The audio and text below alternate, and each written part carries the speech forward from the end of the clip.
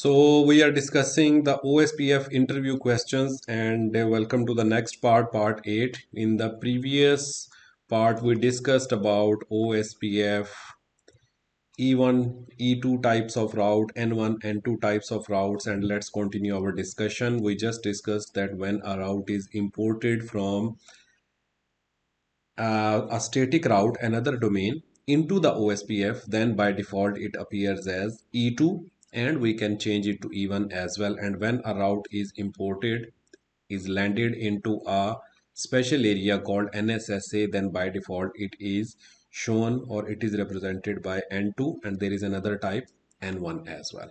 And E1, N1 types of routes, they accumulate, they consider the internal costs as well, hop by hop, while E2 and 2 routes, they do not care.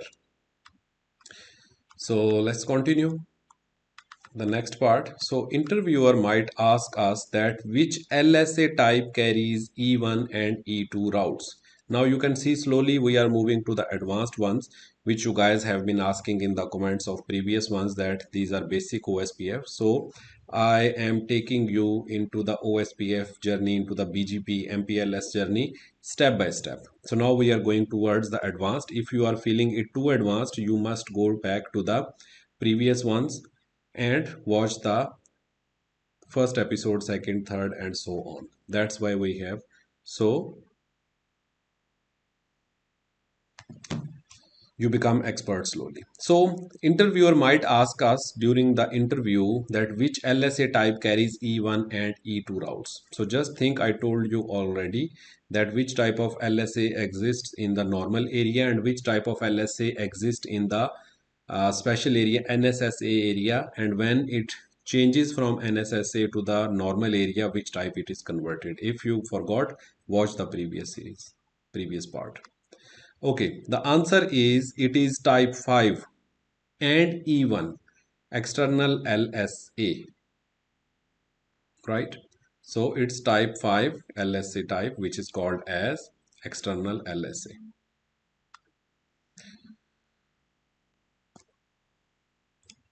Okay, another question the interviewer might ask us that what is the default route type when redistributing into OSPF? So we have just discussed this question a lot of time in the previous part of this OSPF series that by default redistribution appears as which type of route? Just think. Okay, the answer is E2. So by default E2 is the original type. So when a route is imported into the OSPF domain, and if it's NSS area, then it's the N2 type of route. Okay, another question is that can we change an E2 route to E1? If yes, then how? So they are asking us because you answered in the previous question that okay, the default is E2. If he doesn't like E2, he wants to care about the internal costs as well. So then which type? So the type is E1. So can we change? The answer is yes, we can change. But how we can change? This is the next question. So we can use a special command called metric type 1, which will convert from type 2 to type 1 when it is being redistributed.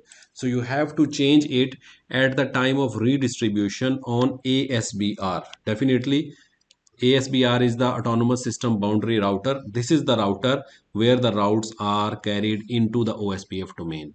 So here we have to mention that, okay, if you are importing, then please import the routes with metric whatever and metric type 1, that please change it to external type 1, not 2. I don't like E2 because it doesn't care about the internal costs. I want E1 type. So the answer is yes, and through this command. The command might change. I always tell you that don't be vendor specific, don't be only Cisco specific or Huawei specific. So you must have a general idea.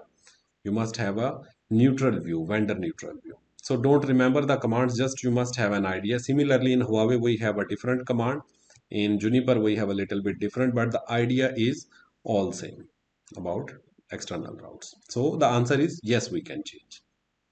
Next question.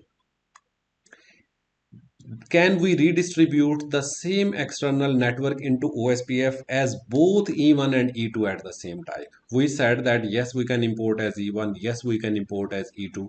Now the interviewer is challenging your mind.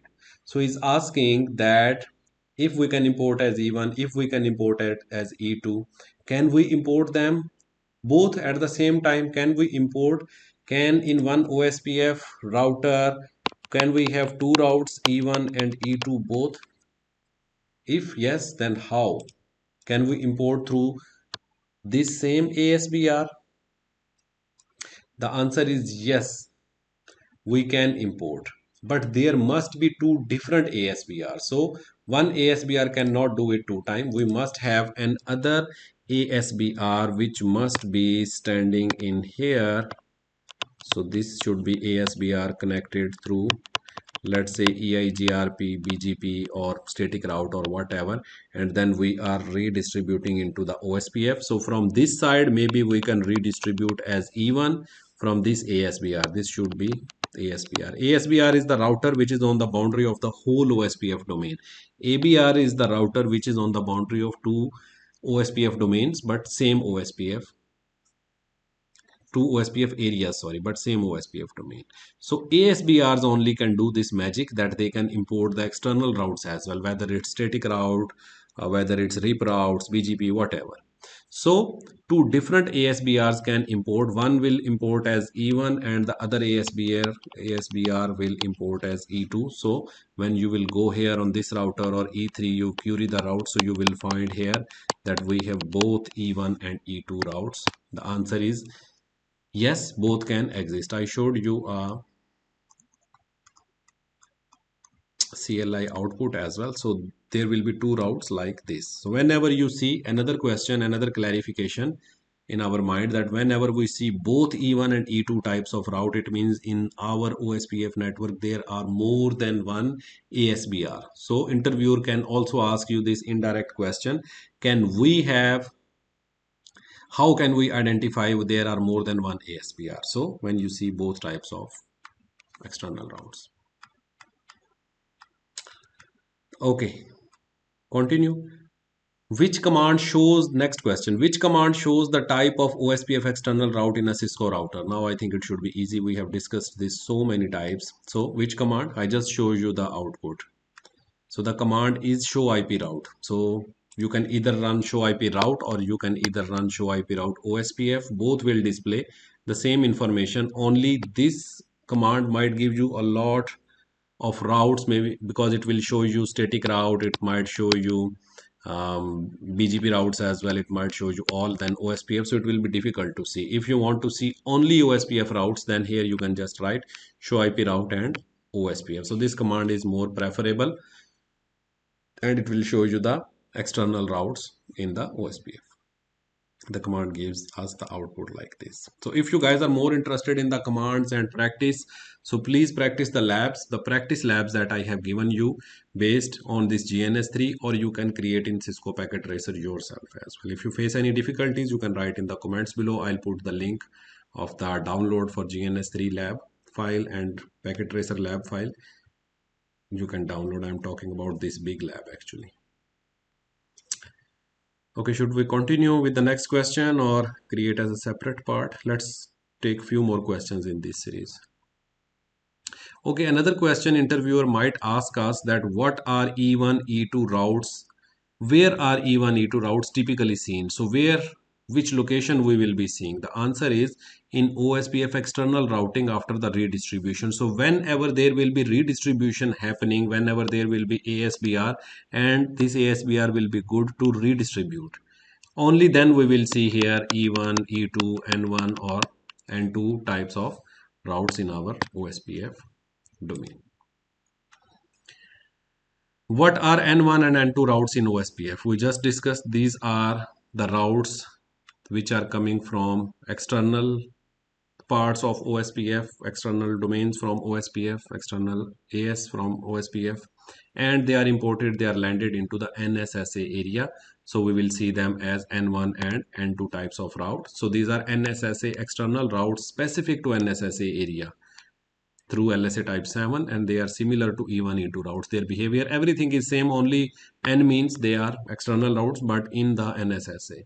So N1 type, it keeps on adding the internal OSPF cost, and 2 its default and it ignores, which means this is only external and this is internal plus external, same like E1 and E2. If you have watched my previous parts of this series, it will be clear to you guys. So let's stop here, and in the next part we will continue with E1, E2, N1, N2, multicast and these kind of concepts.